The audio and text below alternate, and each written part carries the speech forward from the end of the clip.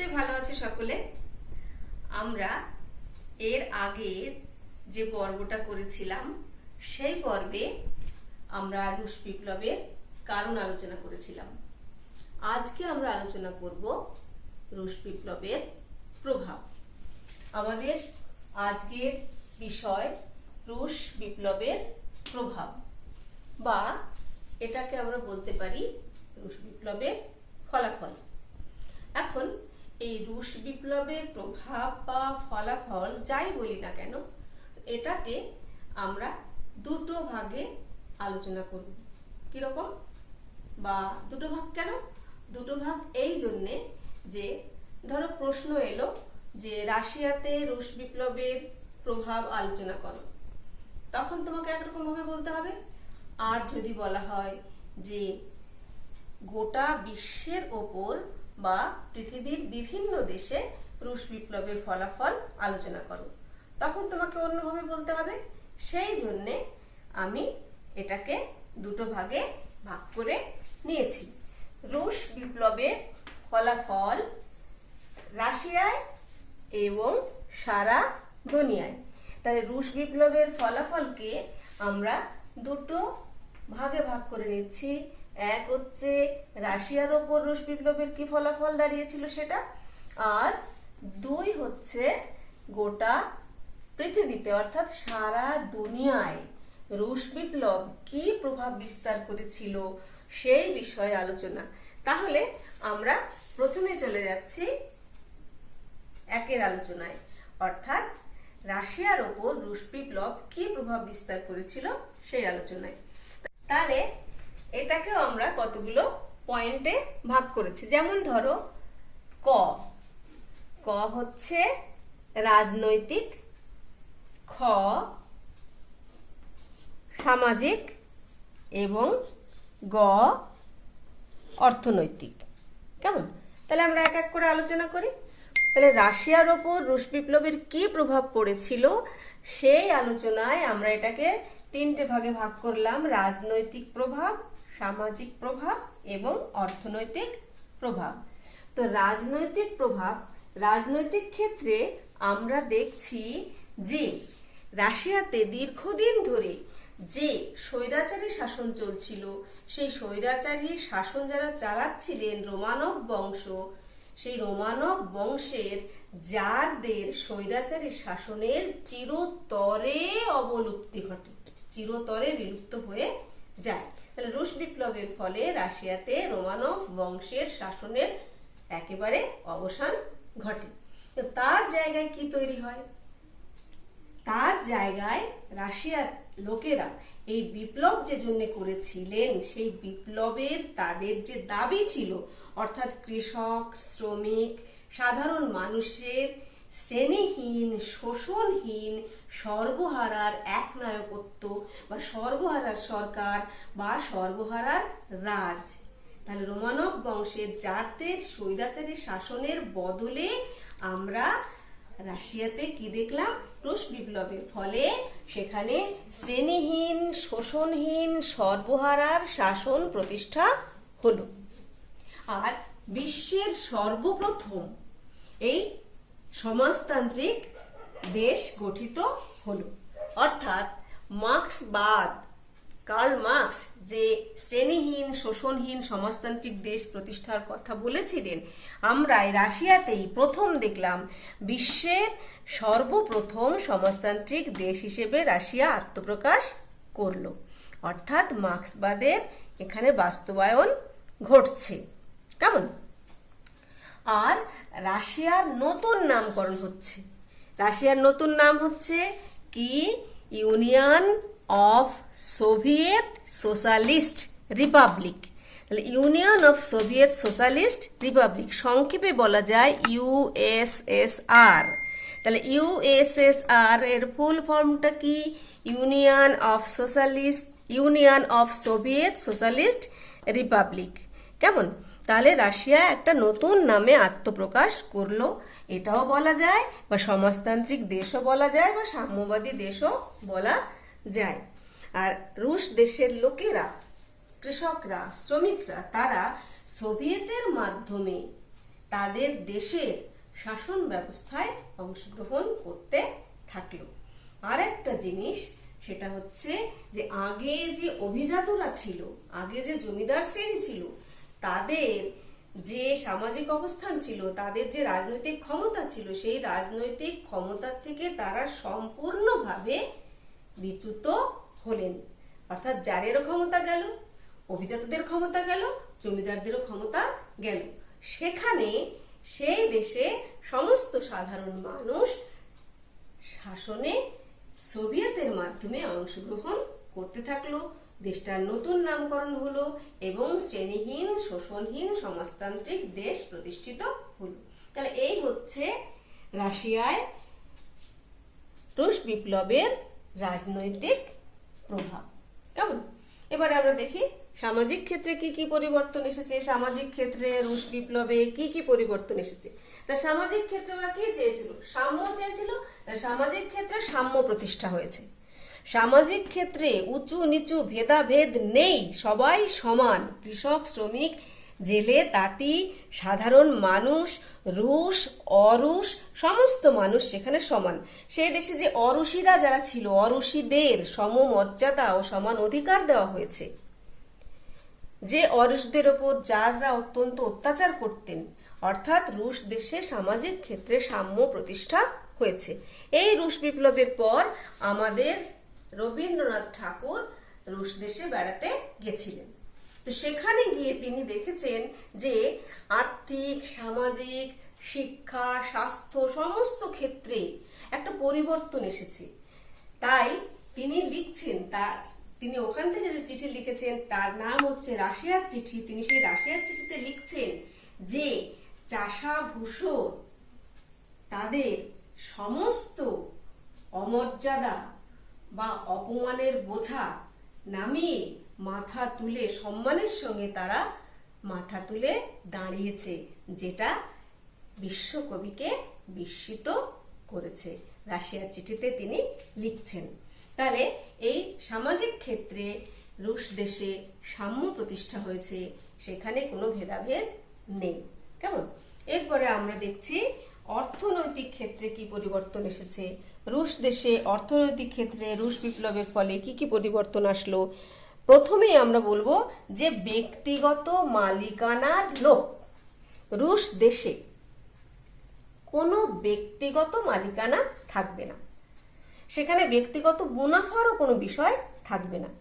আর সেখানে উৎপাদনের সমস্ত উপকরণ, উৎপাদনের সমস্ত ব্যবস্থা এবং উপকরণ এবং বন্টন ব্যবস্থা সবই রাষ্ট্রের হাতে থাকবে, অর্থাৎ রাষ্ট্রীয় মালিকানাধীনে থাকবে। কোনো ব্যক্তিগত মালিকানা থাকবে না। উৎপাদনের সমস্ত উপকরণ এবং বন্টন ব্যবস্থা সবই রাষ্ট্রের অধীনে থাকবে, রাষ্ট্রের হাতে থাকবে। আরো একটা জিনিস সেখানে করা হলো, তা হচ্ছে অভিজাত এবং জমিদারদের হাতে যে জমিগুলি ছিল, সেই জমিগুলি বিনা ক্ষতিপূরণে, অর্থাৎ ক্ষতিপূরণ তাদের না দিয়ে, জমিদার বা অভিজাতদের কোনো ক্ষতিপূরণ না দিয়ে তাদের হাত থেকে সমস্ত জমি কেড়ে নিয়ে সেই জমি ভূমিহীন কৃষকদের মধ্যে বন্টন করে দেওয়া হলো। এছাড়া যত শিল্প কারখানা ছিল, সমস্ত শিল্প কারখানা রাষ্ট্রায়ত্ত হয়ে গেল, অর্থাৎ রাষ্ট্রের হাতে চলে গেল সমস্ত শিল্প কারখানার মালিকানা, এবং সেই কারখানাগুলো পরিচালনার দায়িত্ব দেওয়া হলো শ্রমিকদের হাতে। অর্থাৎ সেখানে ব্যক্তিগত মালিকানায় কোনো প্রতিষ্ঠান থাকলো না, উৎপাদন এবং বন্টন ব্যবস্থা সবই রাষ্ট্রের হাতে গেল। জমি জমিদারদের বা অভিজাতদের হাত থেকে কেড়ে নিয়ে ভূমিহীন কৃষকদের মধ্যে বন্টন করে বা ভাগ করে দেওয়া হলো। শিল্প কারখানা সব রাষ্ট্র দখল করে নিল এবং শিল্প কারখানার পরিচালনার দায়িত্ব কাদের ওপর দেওয়া হলো? শ্রমিকদের ওপর দেওয়া হলো। আর সমবায় ভিত্তিতে উৎপাদন ব্যবস্থা চালু করা হলো। আর একটা কাজ কিন্তু লেনিন করলেন অর্থনৈতিক ক্ষেত্রে, সেটা হচ্ছে কি, যে ইতিপূর্বে জার, আমরা আগের আলোচনায় তোমরা জানো যে জার প্রচুর ঋণ নিয়েছিলেন বিদেশের কাছ থেকে। সেই সমস্ত বিদেশি ঋণ লেনিন ক্ষমতায় এসেই সমস্ত বিদেশি ঋণ তিনি একেবারে পুরোপুরি বাতিল করে দিলেন। অর্থাৎ কোনো ঋণ তিনি আর, জারের কোনো ঋণ তিনি আর শোধ করবেন না। তিনি বাতিল বলে ঘোষণা করলেন। তার ফলে যে সমস্ত পশ্চিমী দেশ জারকে এতদিন ঋণ দিয়েছিল তারা তো আর টাকা ফেরত পাবে না, ফলে তারা লেনিনের উপর বা সমাজতান্ত্রিক বা সাম্যবাদী রাশিয়ার উপর একেবারে রেগে অগ্নিশর্মা হয়ে গেল। তাহলে এই হচ্ছে আমাদের রাশিয়ার উপর রুশ বিপ্লবের প্রভাব। কেমন? রাজনৈতিক, সামাজিক, অর্থনৈতিক এই তিনটে ক্ষেত্রে রাশিয়ার উপর রুশ বিপ্লব যে প্রভাব বিস্তার করেছে, তাতে করে রুশ দেশে সমাজতান্ত্রিক একটা ব্যবস্থা প্রতিষ্ঠা হয়েছে। সাম্যবাদী দেশ হিসেবে রাশিয়া পৃথিবীর মধ্যে প্রথম আত্মপ্রকাশ করেছে। কেমন? তাহলে আমরা এরপরে যে আলোচনা সেটা হচ্ছে দ্বিতীয় ভাগ, যেটা আমরা বলছি সেটা হচ্ছে সারা দুনিয়ায় বা গোটা বিশ্বের, গোটা পৃথিবীর উপর রুশ বিপ্লব কি প্রভাব বিস্তার করেছিল, আমরা সেই আলোচনাটা আলাদা করে দেখব। তাহলে আমরা রুশ বিপ্লবের যে দ্বিতীয় ভাগ, সারা দুনিয়ায় রুশ বিপ্লবের প্রভাব, এটা আলোচনা করতে গিয়ে আমরা একটু তুলনামূলক আলোচনা করব। কেমন? সেটা কি? সেটা হচ্ছে যে এইরকম এত বড় একটা যুগান্তকারী পরিবর্তন বিশ্বের ইতিহাসে ইতিপূর্বে একমাত্র আমরা ফরাসি বিপ্লবের মধ্যে দেখতে পেয়েছিলাম। তো ফরাসি বিপ্লব কিন্তু প্রধানত ইউরোপের মধ্যেই সীমাবদ্ধ ছিল, মানে ফরাসি বিপ্লবের যে প্রভাব সেটা মূলত ইউরোপের মধ্যেই সীমাবদ্ধ ছিল। আর রুশ বিপ্লবের সাথে তার পার্থক্য বা তুলনা যদি করি, তাহলে দেখা যায় যে রুশ বিপ্লবটা ইউরোপ তো বটেই, ইউরোপ ছাড়িয়ে ইউরোপের বাইরে আরো যে সমস্ত মহাদেশ রয়েছে, যেমন আফ্রিকা, এশিয়া, লাতিন আমেরিকা, এই সমস্ত দেশেও কিন্তু এই রুশ বিপ্লবের প্রভাব পড়েছিল। কেমন? তাহলে রুশ বিপ্লবের এই যে বিশ্বব্যাপী যে বিস্তার বা যে বিশালতা বা ব্যাপকতা, সেইটাকে আমরা এখন আলোচনা করব। তো এক্ষেত্রে দেখো বন্ধুরা, আমি ভাগ করে নিয়েছি, পয়েন্ট করে নিয়েছি। 1 রাজনৈতিক, 2 সামাজিক, 3 অর্থনৈতিক, 4 হচ্ছে আদর্শের লড়াই। কেমন? এবার আমরা এগুলোকে এক এক করে আলোচনা করি। তো দেখো, রাজনৈতিক ক্ষেত্রে এই রুশ বিপ্লব একটা অত্যন্ত গুরুত্বপূর্ণ ভূমিকা পালন করেছিল। আগেই বললাম কোথায় কোথায়, কোন কোন মহাদেশে, Europe, Africa, Asia, Latin America. Europe, Africa, Asia, Latin America এই মহাদেশগুলোতে এই রুশ বিপ্লবের প্রভাব একটা মুক্তির প্রেরণা হিসেবে কাজ করেছিল। রাজনৈতিক ক্ষেত্রে ইউরোপ, আফ্রিকা, এশিয়া, লাতিন আমেরিকার দেশগুলোতে এই রুশ বিপ্লব একটা মুক্তির প্রেরণা হিসেবে কাজ করেছিল। কিরকম মুক্তির প্রেরণা? মানে কি? এই রুশ বিপ্লবের দ্বারা ওই সমস্ত দেশের নির্যাতিত, নিপীড়িত, শোষিত জনগণ, তারা তাদের সেই শোষক শ্রেণীর বিরুদ্ধে সংগ্রাম করার জন্য, লড়াই করার জন্য, স্বাধীনতার জন্য একটা মনোবল, একটা সাহস, একটা প্রেরণা এই রুশ বিপ্লবের মাধ্যমে সঞ্চার পেয়েছিল। কেমন? আমরা এবার দেখি যে ইউরোপের ক্ষেত্রে যে সমস্ত দেশ, ইউরোপের ক্ষেত্রে ইংল্যান্ড, ফ্রান্স, ইতালি, জার্মানি, এই সমস্ত দেশে যে শ্রমিক শ্রেণী ছিল, কারণ আমরা জানি যে সেখানে শিল্প বিপ্লব হয়েছিল, তো সেই শিল্প বিপ্লবের ফলে সেখানে যে শ্রমিক শ্রেণী ছিল, সেই শ্রমিক শ্রেণীর কিন্তু আগে কোনো সংগঠন তৈরি করার, শ্রমিকদের স্বার্থে তাদের দাবি দেওয়া আদায়ের জন্য তাদের কিন্তু কোনো সংগঠন তৈরি করার ক্ষমতা ছিল না।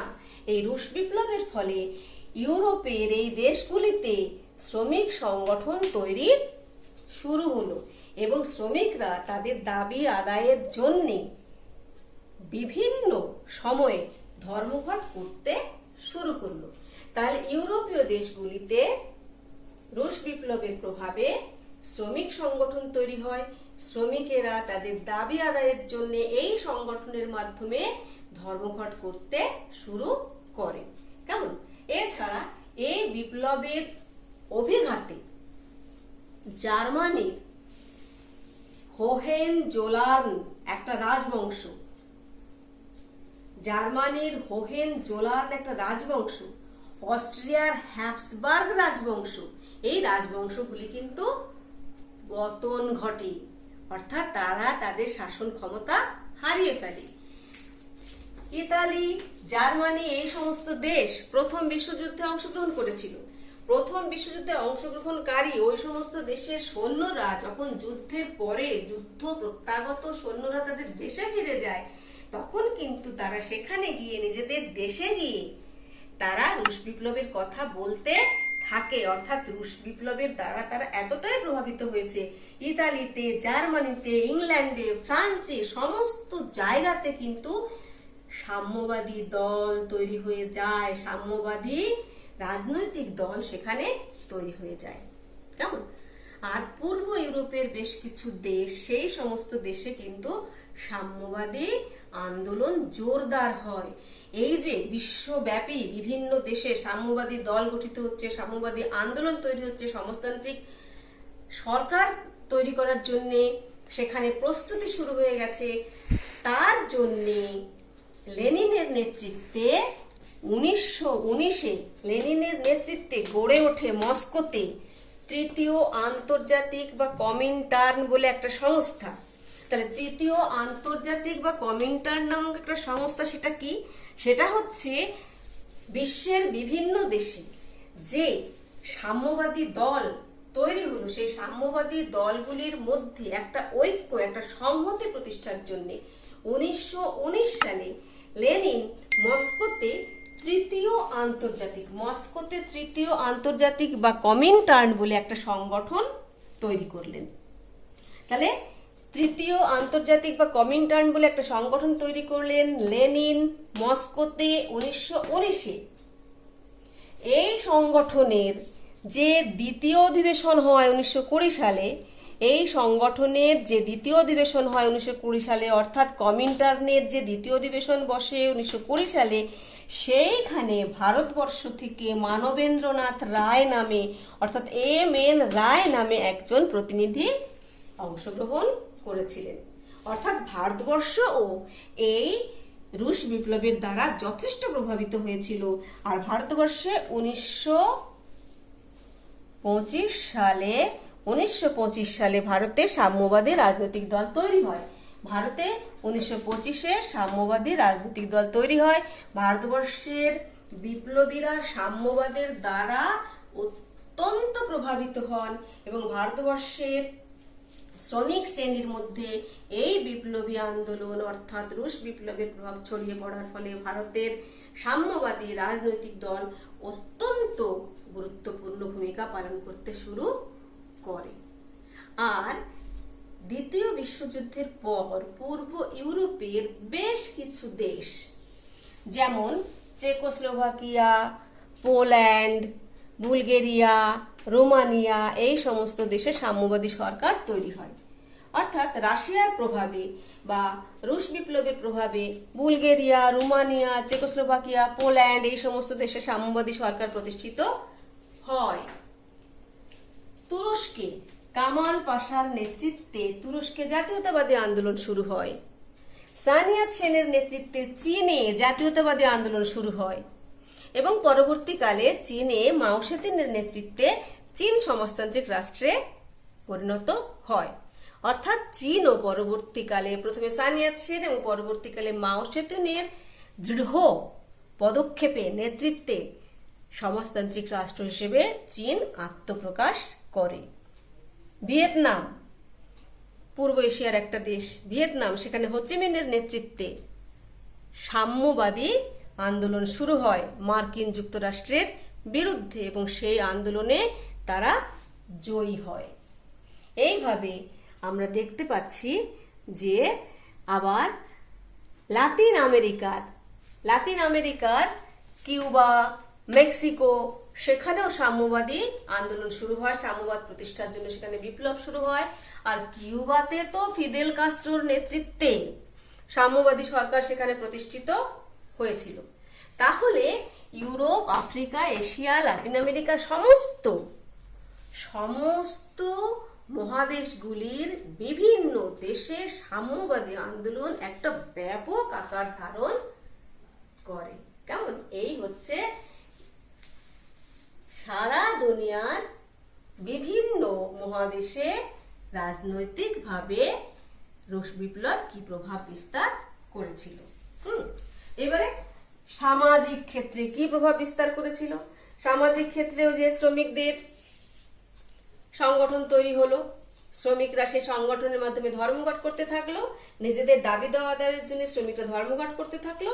আর শ্রমিকদের এই ধর্মঘটের ফলে মালিক শ্রেণী সাম্যবাদকে রোধ করার জন্যে শ্রমিকদের কল্যাণে বেশ কিছু আইন তৈরি করলো, বেশ কিছু আইন পাশ করলো এবং শ্রমিকদের দাবি দেওয়াও মেনে নিতে থাকলো। এই হচ্ছে বিশ্বব্যাপী রুশ বিপ্লবের সামাজিক প্রভাব। অর্থনৈতিক ক্ষেত্রে কি প্রভাব? অর্থনৈতিক ক্ষেত্রেও কিন্তু যথেষ্ট গুরুত্বপূর্ণ প্রভাব ছিল। এই সময় রুশ বিপ্লবের কিছু পরে 1929 সালে বিশ্বব্যাপী, গোটা পৃথিবীব্যাপী একটা মহামন্দা অর্থাৎ অর্থনৈতিক বিপর্যয়, গ্রেট ডিপ্রেশন যাকে বলা হচ্ছে, 1929 সালে বিশ্বব্যাপী একটা মহামন্দা দেখা দিয়েছিল। সেই মহামন্দার ফলে যে পুঁজিবাদী অর্থনীতির ওপর ধনতান্ত্রিক দেশগুলির খুব বিশ্বাস ছিল, আস্থা ছিল, কিন্তু দেখা যায় যে মহামন্দার ফলে পুঁজিবাদের দুর্বলতা প্রকট হয়ে ওঠে, পুঁজিবাদের দুর্বলতা প্রকট হয়ে ওঠে। ফলে তখন সেখানে সমাজতান্ত্রিক অর্থনীতি গ্রহণ করা শুরু হয়। এই সময় সেই সমস্ত দেশে সমাজতান্ত্রিক অর্থনীতি, বিশেষত লেনিন তার নিজের দেশের জন্য, রাশিয়ার জন্য একটা নতুন অর্থনৈতিক ব্যবস্থা চালু করেছিলেন, যাকে বলা হচ্ছে নেপ, NEP।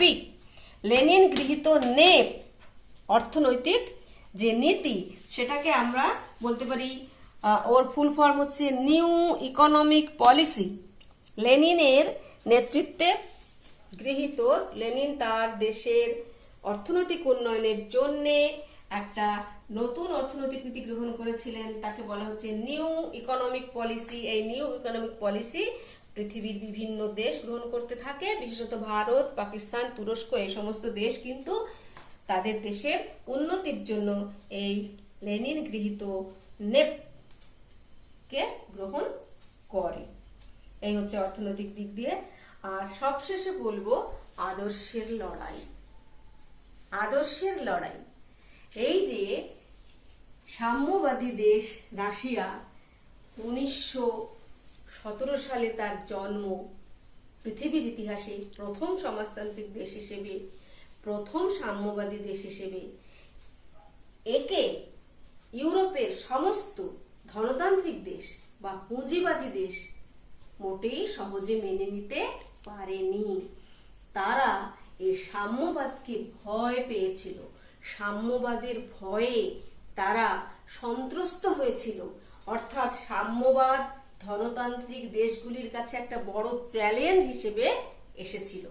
আর সাম্যবাদের লড়াইও কিন্তু ছিল ওই ধনতান্ত্রিক পুঁজিবাদী দেশগুলির যে অর্থনৈতিক ব্যবস্থা, সামাজিক ব্যবস্থা, রাজনৈতিক ব্যবস্থা, সবকিছুর বিরুদ্ধে সেই লড়াই তাদের পরিচালিত হয়েছিল। সুতরাং দেখা যাচ্ছে আদর্শের লড়াই। কি আদর্শ?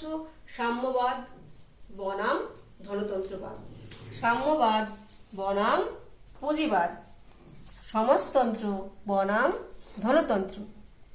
অর্থাৎ একদিকে সমাজতান্ত্রিক দেশ বা সাম্যবাদী দেশ, অন্যদিকে ধনতান্ত্রিক দেশ বা পুঁজিবাদী দেশ। গোটা বিশ্ব দুটো ভাগে ভাগ হয়ে গেল, গোটা বিশ্ব দুটো ভাগে ভাগ হয়ে গেল।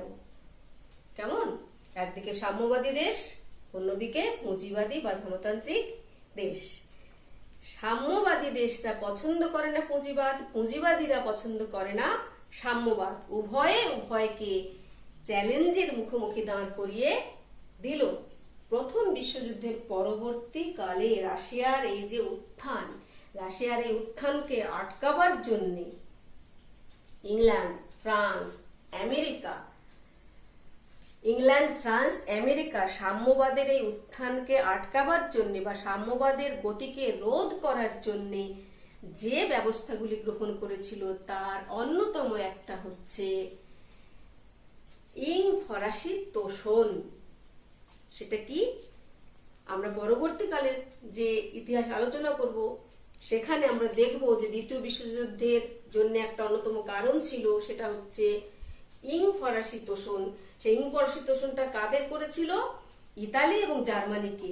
ইতালিতে ফ্যাসিবাদ, জার্মানিতে নাৎসিবাদ। এই নাৎসিবাদ ও ফ্যাসিবাদের উত্থানের পেছনে প্রধান কারণ ছিল রাশিয়ার সাম্যবাদকে আটকানো, অর্থাৎ ইতালির ফ্যাসিবাদ দিয়ে আর জার্মানির নাৎসিবাদ দিয়ে ইংল্যান্ড, ফ্রান্স রাশিয়ার সাম্যবাদকে আটকাতে চেয়েছিল, কিন্তু সেটা তারা পারেনি পরবর্তীকালে।